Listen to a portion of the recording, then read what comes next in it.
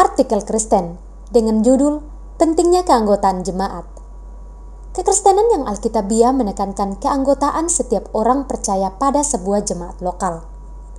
Seharusnya tidak ada orang Kristen yang tidak jelas dirinya anggota dari gereja lokal mana. Menjadi orang Kristen tidaklah seperti mengunjungi mall atau restoran, melainkan harus menjadi anggota dari sebuah jemaat, bertumbuh secara rohani dan karakter ke arah Yesus Kristus. Kekristenan berbeda dari agama lain yang tidak mementingkan keanggotaan tetap. Orang Hindu bebas ke pura mana saja, begitu juga dengan orang Buddha yang bebas ke vihara mana saja. Dan dalam Islam tidak ada sistem keanggotaan masjid. Kekristenan berbeda total karena menekankan keanggotaan tiap gereja lokal yang lengkap perangkatnya.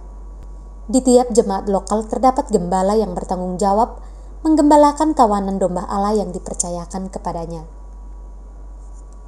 Ketika seseorang mendengarkan Injil, ia bertobat, percaya Yesus dan diselamatkan, maka ia harus bergabung dengan kumpulan orang yang sama-sama beriman seperti dirinya. Sewajarnya dia bergabung ke dalam jemaat bersama orang yang memberitakan Injil kepadanya. Namun, seandainya dia mendapatkan bahwa jemaat di mana dirinya sedang di dalamnya tidak sesuai dengan Alkitab dan akal sehatnya, tentu dia boleh pindah ke gereja yang menurut penilaiannya sesuai Alkitab dan akal sehatnya. Dengan bergabungnya seseorang ke dalam sebuah jemaat lokal, maka ia seperti masuk atau bahkan lahir ke dalam sebuah keluarga rohani. Demikianlah Rasul Paulus menyebut jemaat. Ayat 14, semuanya itu kutuliskan kepadamu, walaupun kuharap segera dapat mengunjungi engkau. 15, jadi jika aku terlambat, sudahlah engkau tahu bagaimana orang harus hidup sebagai keluarga Allah, yakni jemaat dari Allah yang hidup, tiang penopang dan dasar kebenaran. 1 Timotius pasal 3 ayat 14-15.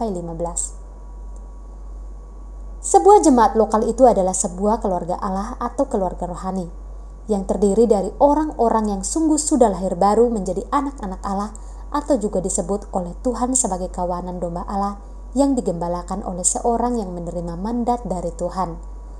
Sebelum Tuhan kembali ke sorga, ia menugaskan Rasul Petrus sebagai gembala bagi kawanan dombanya. Dan sebelumnya, ia meminta jawaban Petrus, apakah Petrus sungguh-sungguh mengasihinya. Syarat utama seorang gembala jemaat ialah mengasihi Tuhan lebih dari yang lain. Sesudah sarapan, Yesus berkata kepada Simon Petrus, Simon anak Yohanes, apakah engkau mengasihi aku lebih daripada mereka ini? Jawab Petrus kepadanya, benar Tuhan, engkau tahu bahwa aku mengasihi engkau. Kata Yesus kepadanya, gembalakanlah domba-dombaku. Yohanes pasal 21 ayat 15. Seharusnya jika setiap orang Kristen adalah anggota jemaat dan tiap gereja memiliki data keanggotaan yang rapi, maka tidak ada orang Kristen yang tidak jelas keanggotaannya. Gembala jemaat bertanggung jawab di hadapan Tuhan atas tiap-tiap anggota yang Tuhan percayakan kepadanya untuk menjaga jiwa mereka. Taatilah pemimpin-pemimpinmu dan tunduklah kepada mereka, sebab mereka berjaga-jaga atas jiwamu sebagai orang-orang yang harus bertanggung jawab atasnya.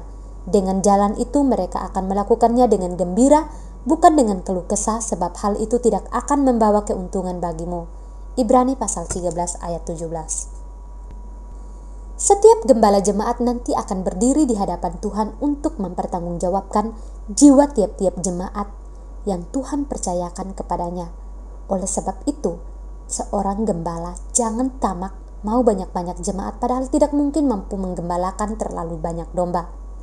Dan domba yang pintar juga jangan mau menjadi jemaat dari gereja yang terlalu besar, karena gembalanya tidak akan mungkin sanggup memperhatikan semua anggota jemaat yang begitu banyak.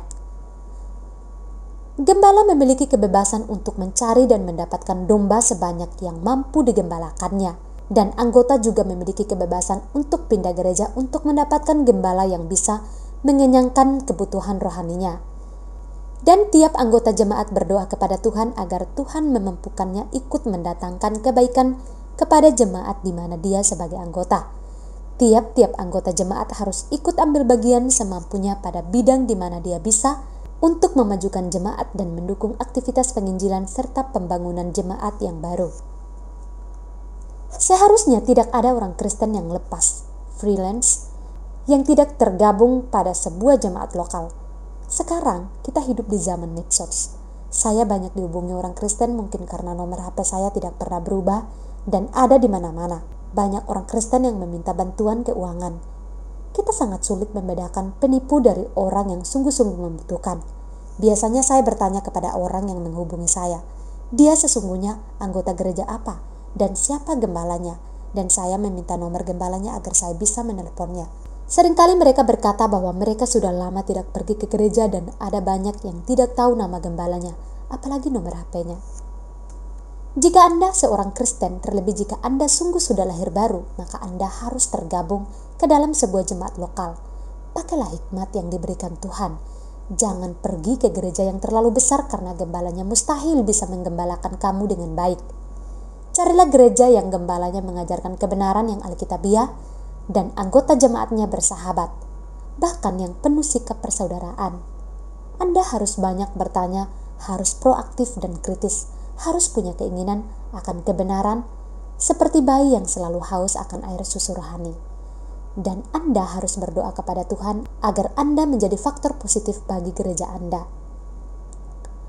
Dan jika Anda merasa kerohanian Anda semakin bertumbuh, kemudian Anda merasa terpanggil menjadi penginjil atau pengajar atau gembala, maka persembahkanlah diri Anda. Masuklah ke institusi pendidikan yang baik untuk mempersiapkan diri dengan sebaik-baiknya. Jika Anda tidak ada biaya, silakan menghubungi saya. Terakhir, ingatlah kata-kata ini.